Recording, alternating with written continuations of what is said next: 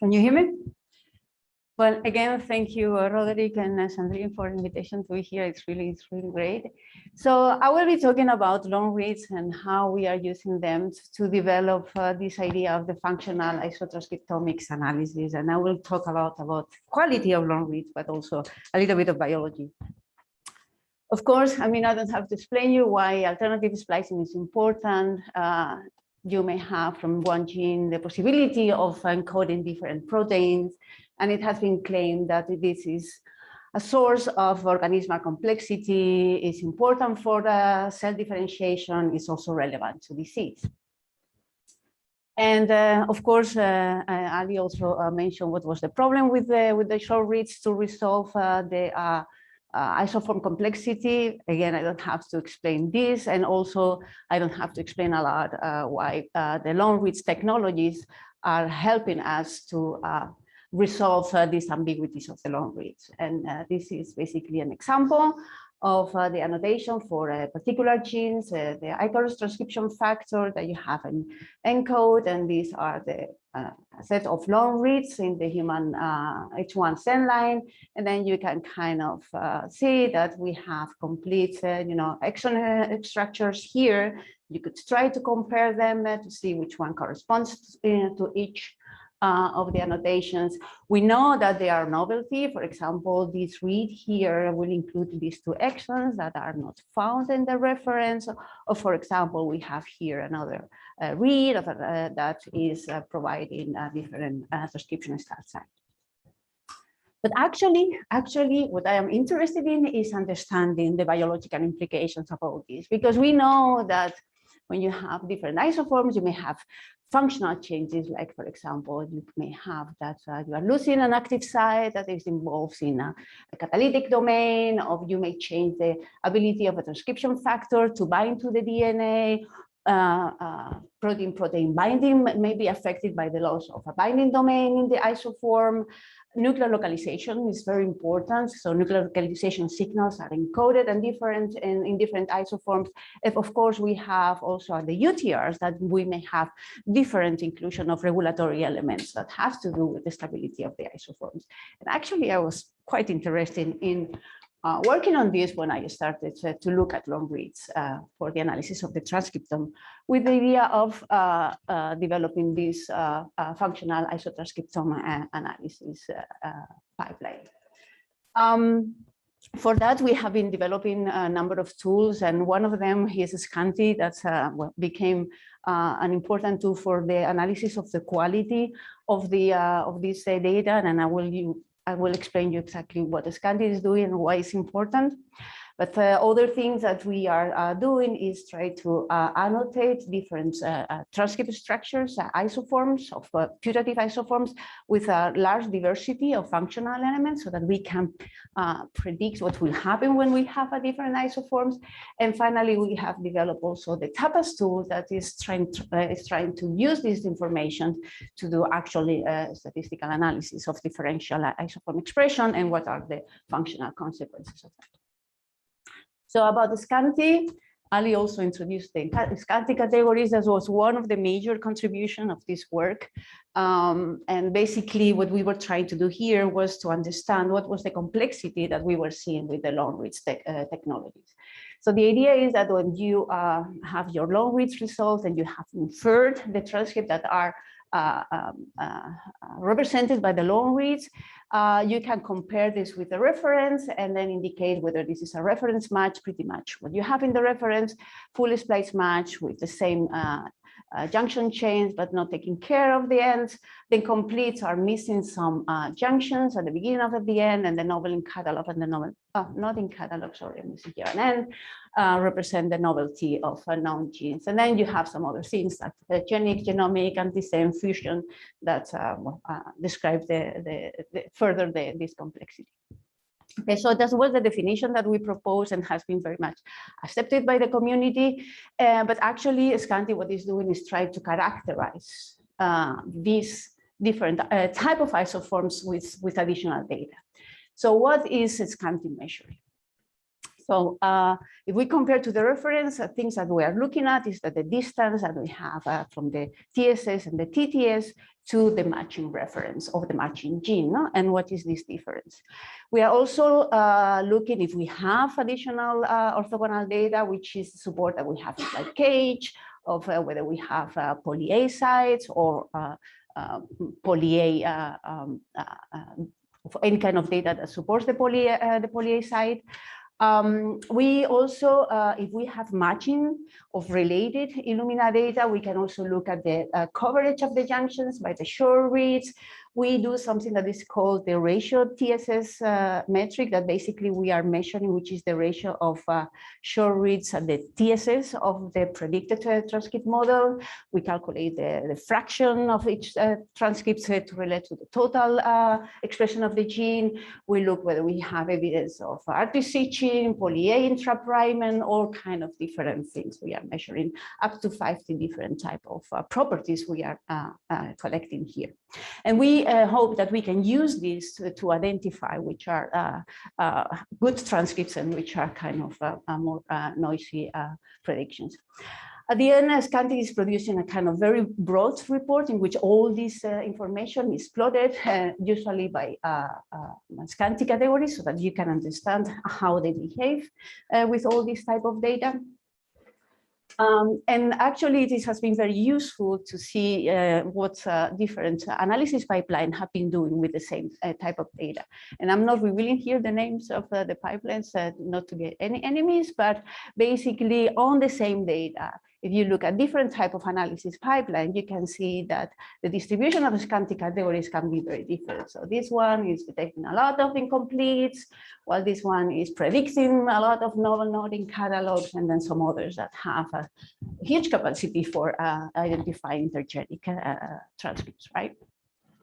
So actually, this is kind of a motivation why we finally, what we decided to participate in the longer gas project that was invitation by also by Roderick and Ali, kind of 3 years back, in which we were trying to see, okay, so how do we assess the accuracy of different long-read sequencing platforms and methods to infer the transcriptomes. And we have different species we sequence with different platforms, also with Illumina, PacBio, Nanopore, of course.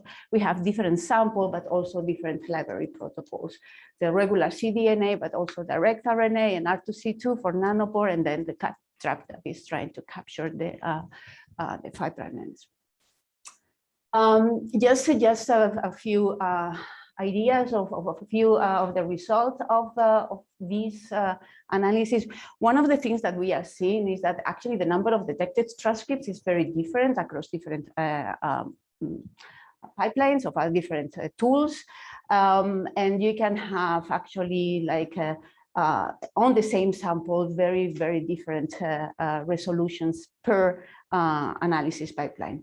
But actually, what is kind of more interesting to see is that if we look at the standard deviation in the number of genes of transcripts that are detected, considering the same tool, the same sequencing platform on the same library prep, so data tends to agree more according to the tool, so the algorithm that is analyzing the data, that actually the analysis pipeline of the library preparation. So there is a very strong component on the algorithm in the identification of which are the transcripts that are being expressed. This is for genes, this is for transcripts. Here is not as strong, but still the analysis pipeline is having a very strong impact in the result.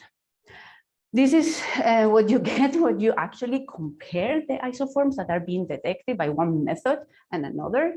And well, here you have just to notice is that red means that the overlap between two analysis pipelines on the same data, on the same sample. Here we are comparing also different type of sequencing methods and library preparation. So when we have red, the overlap is very low, and when you have blue, the overlap is high. So you can see a lot of red here. So in general, there is a very little agreement in general.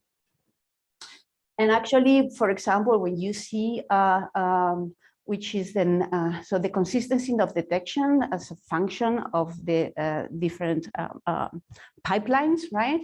So here we are comparing again different tools, different library preparation, etc. So what we see is that the great majority of the transcripts are actually detected only by one submission, right? And the overlap by everybody is very little. And then we have a range in between, right?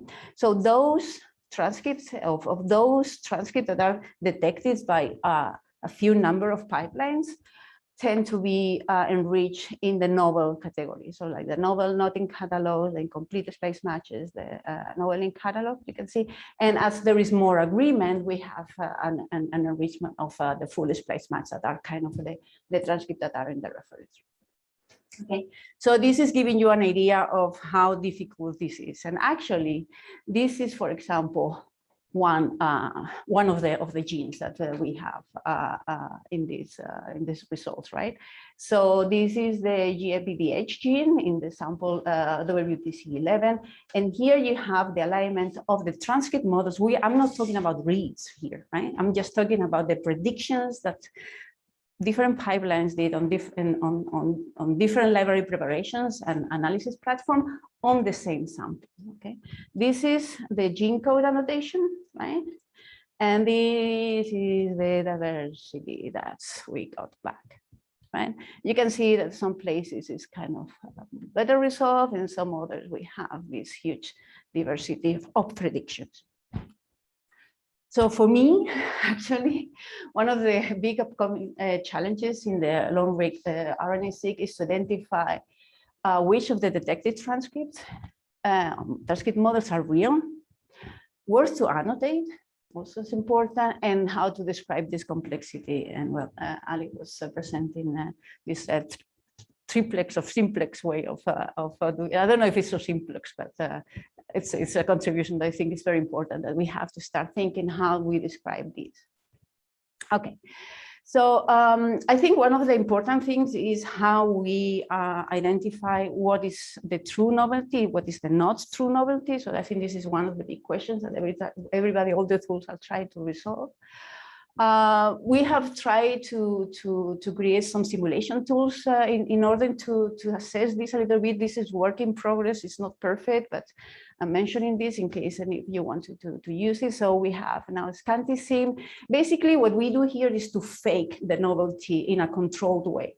So we take your GTF, we simulate the reads with all transcripts that are in your GTF, but then we evaluate how the transcripts are related to each other, and we remove a number of them in such a way that we have a reduced reference. And when you predict the transcript models, these ones that you eliminated result to be full splice match. Well, they are in the reference, but they are also in complete splice match, novel in catalog and novel not in catalog. And we know that, so we can assess the ability that the tool has to detect these types of novelties. And just some examples of different tools, what we see in general, and here these are kind of previous versions of many of these tools, so I will not say that this is exactly how they are working now, but what we see is that in general for the known, right? So this would be the red, right? The known transcripts, the sensitivity and prediction in general, right, tend to be higher than for the novels, right? And there are some tools that are doing better with the novels, but in general, this is what you will find, right? So, so we still have a big issue and a big work to do in trying to characterize this novelty and identify the one that is correct. One of the things that we do, because SQANTI allows you, is to use orthogonal data in case it's necessary. And for example, we know that we will look at the full splice matches, which are those that have good junctions and they are close to the ends of the reference transcript, both at the TSS and the DTS. But if we look at the TSS, most of them will have cage support for the full splice matches. That is what we expect. But actually, there is also a fraction of the incompletes, right, that will have that. In most cases, you don't have cage support, right? Also expected, but there is actually, yes, there is a number of them that they have the support. And actually, what we see is that sometimes it's difficult to generate cage data, so we can actually use the luminal reads with this TSS ratio metrics that we measure, because we have seen that there is quite an overlap between the value of this ratio and the cage support, right? So when you have support for cage, you will have higher ratios. And actually what we see is that these higher ratios are supportive of the full splice matches and the reference matches, not that much of the incomplete splice match as expected, but we can identify some of them in which this kind of support is similar. So we can do that. We can use that also to try to curate the transcript models. So at the end of the day, what we are doing now in SQANTI is to use the quality control of SQANTI to characterize the transcriptome. When we have external data, we introduce that. And then we characterize the properties of the transcript, and actually we use what is SQANTI filter. I'm not going to be explaining exactly how this works. It's in the paper, with the previous paper, but this filter will discard those transcripts that have not enough support.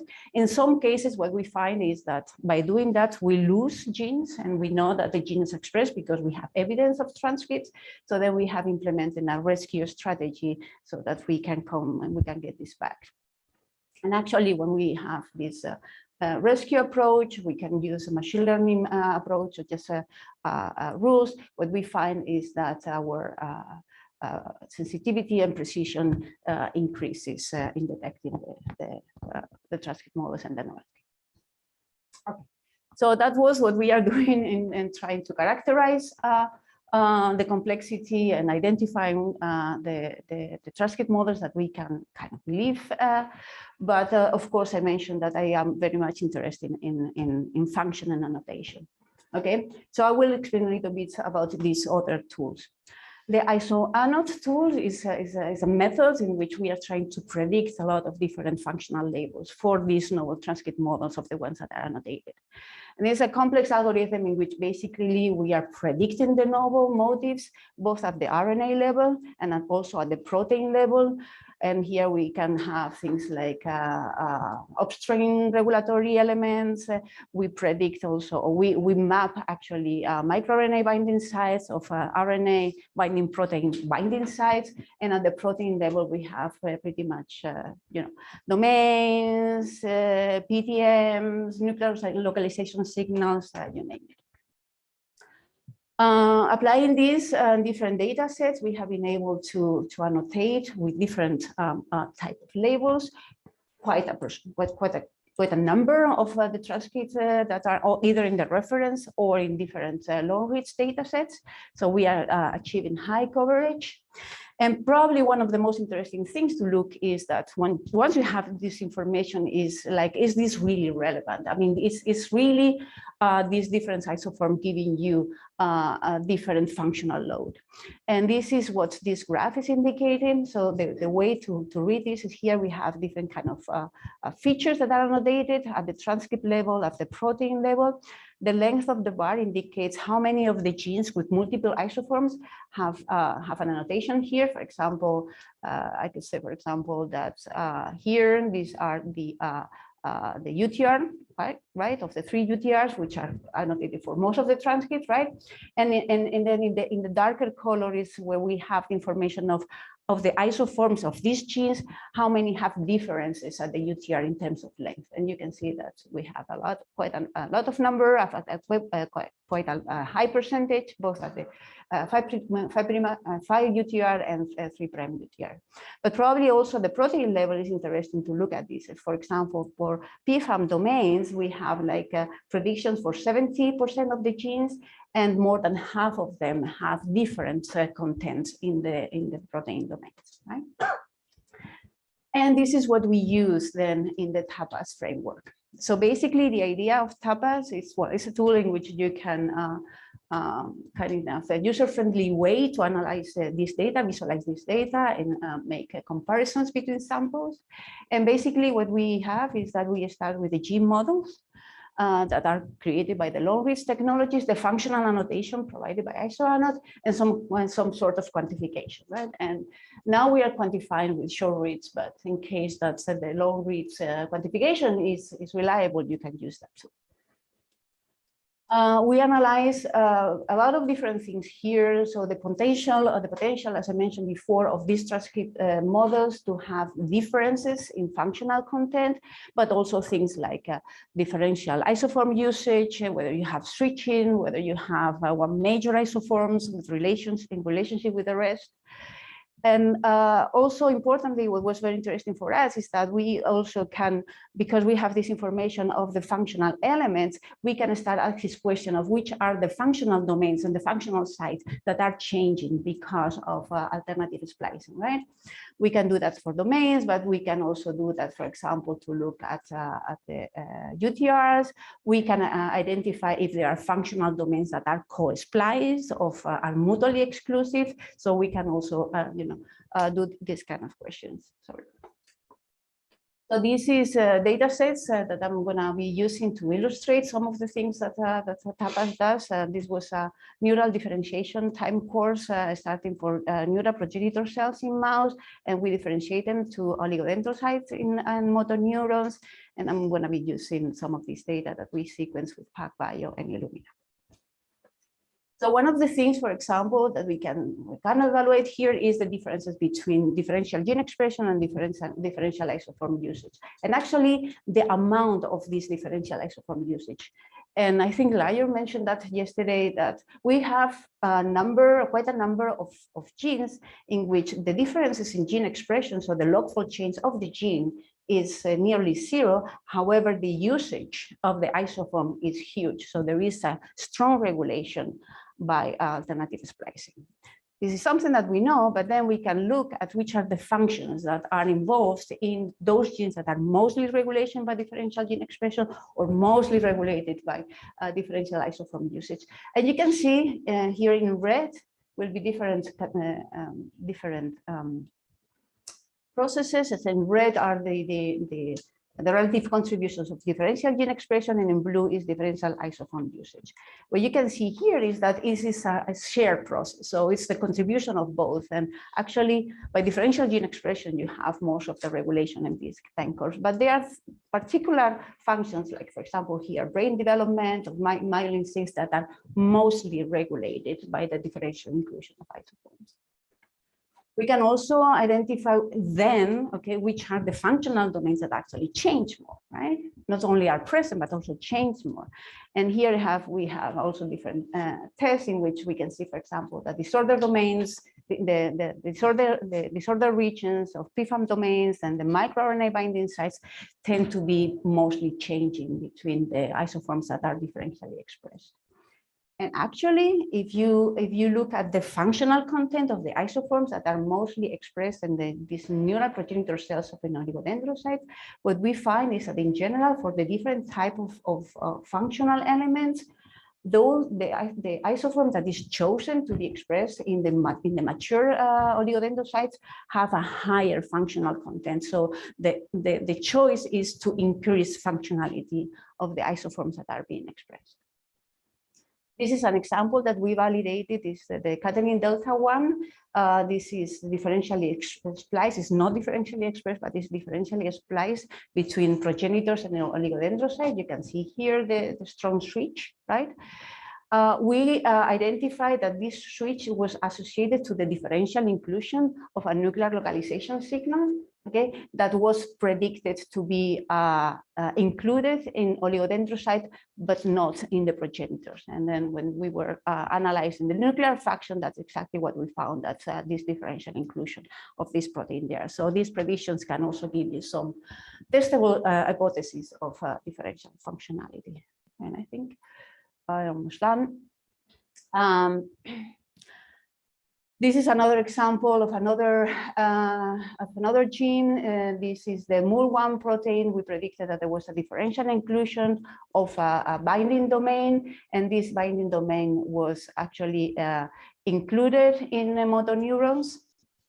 And then what we know is that MUL1 is involved actually in the regulation of the mitochondrial, and somehow is involved in the balance between fusion and fission in mitochondria. And by the differential inclusion of this protein, our hypothesis was that this was controlling the balance between the fusions of mitochondria and the fission of them that are contributing to the regulation of the energy balance. And these are the kind of things that you can start looking at and asking when you combine the long reads with the functional annotation and the differential expression analysis. I had here some other stories about the UTRs. So we are also looking at how the differential inclusion of UTRs contribute to regulation by microRNAs. And we find many of them involved in neurogenesis that are differentially included as the cells progress towards differentiation. And these are some of these results. I also have a single cell story, but I think that I'm running out of time. So if you want, I can share with you these results later.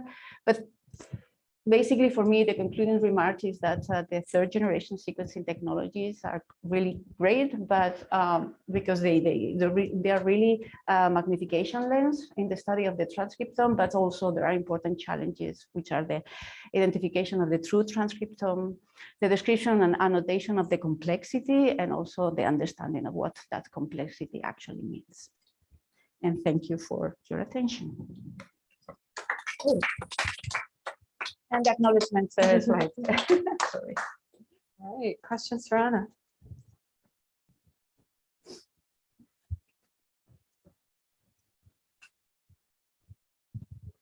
Thanks, Anna, great talk. And I apologize if you mentioned this already, but I'm wondering what fraction of the null isoforms are coming from regions of the genome that are not even genes, like not known genes. Is that something you have looked at? But that depends on the organism, right? So yeah, normally, so we different pipelines for the analysis of the long reads data used to report small number of intergenic transcripts in human and mouse, for example. And most of the times after we filter the data with SQANTI, we get rid of them because they are not well supported. So really, the amount of novel genes that we kind of validate is relatively small in human and mouse. When we did the manatee, of course, there were more, right? So it depends on the organism. Thanks.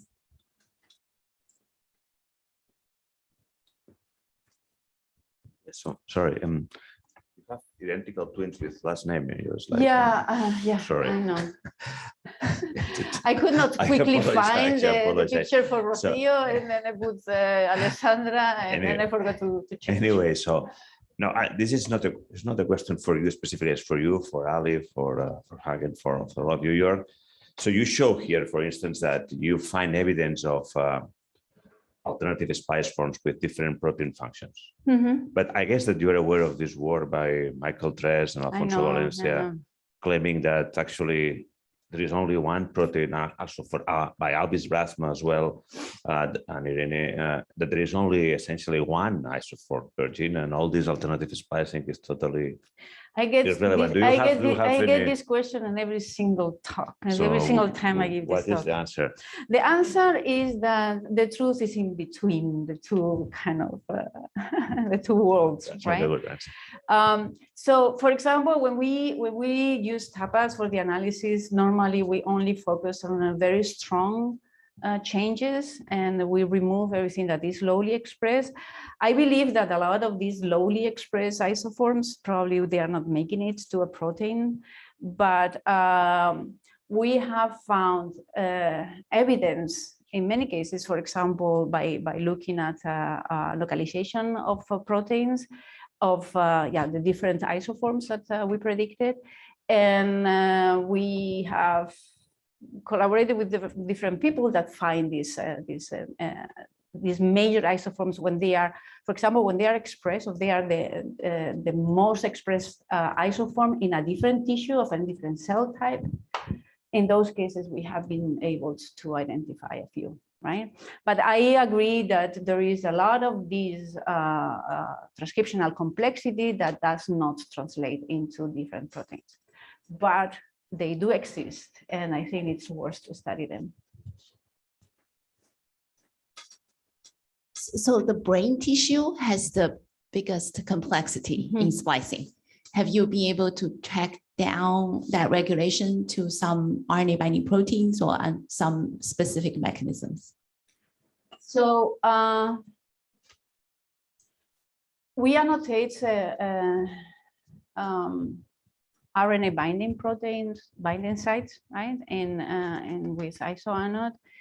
And we have found that in a number of cases, it's not always, right? But in a number of cases that the differential isoform expressions is associated to an enrichment of a particular RNA binding proteins. For example, muscle blind is one of them that we have found regularly. One of the things that is important here to realize is that we are kind of collecting functional information and projecting that on our transcript models. And I think this is very much biased by the amount of information that you have about, in this case, for example, RNA binding protein. So there are a number of splicing factors that are well studied, and then the binding sites are well known, and then we collect them, and then probably we are also detecting them because of that. But in some cases, yes, I think that although we have been able to find some kind of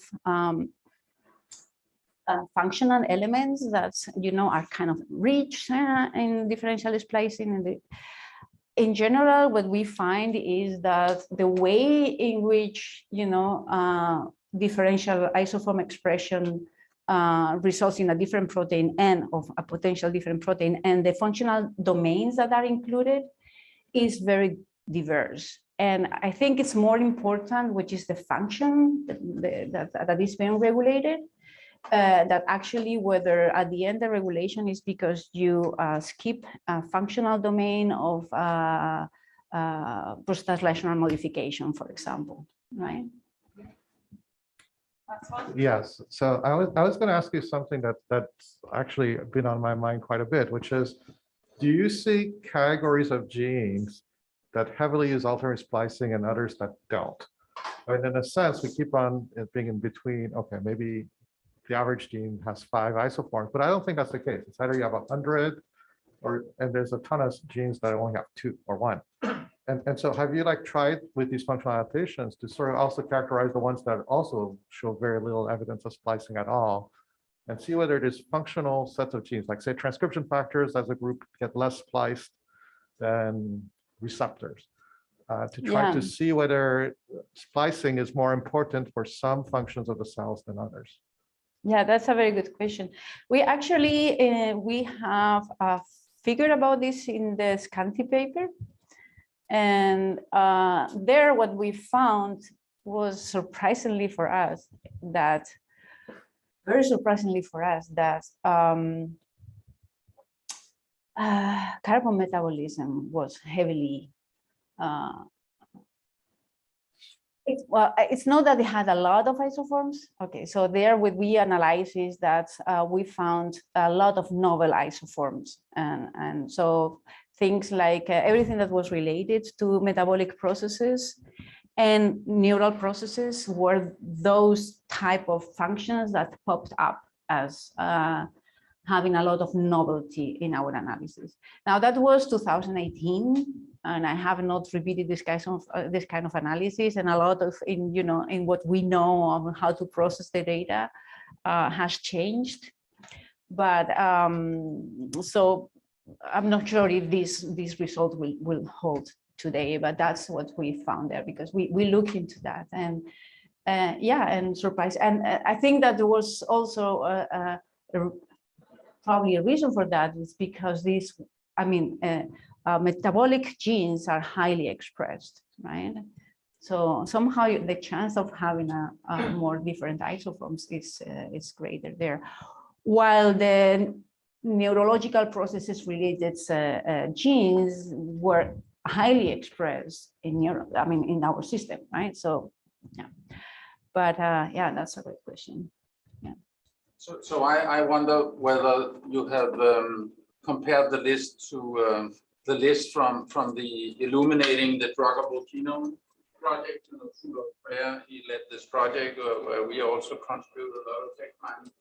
We looked at the human proteome and drug targets and clinical trial proteins and studied proteins, and then 1/3 very little still, right?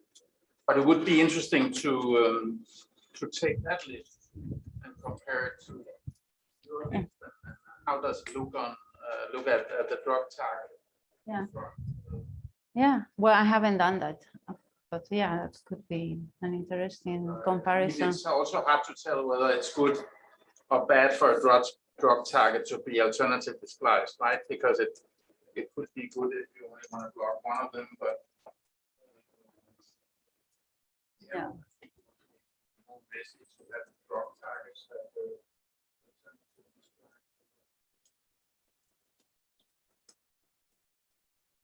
Well, thanks. Let's thank both of the speakers. And I invite everyone out onto the patio. We have a poster session and a reception now for the next hour and a half.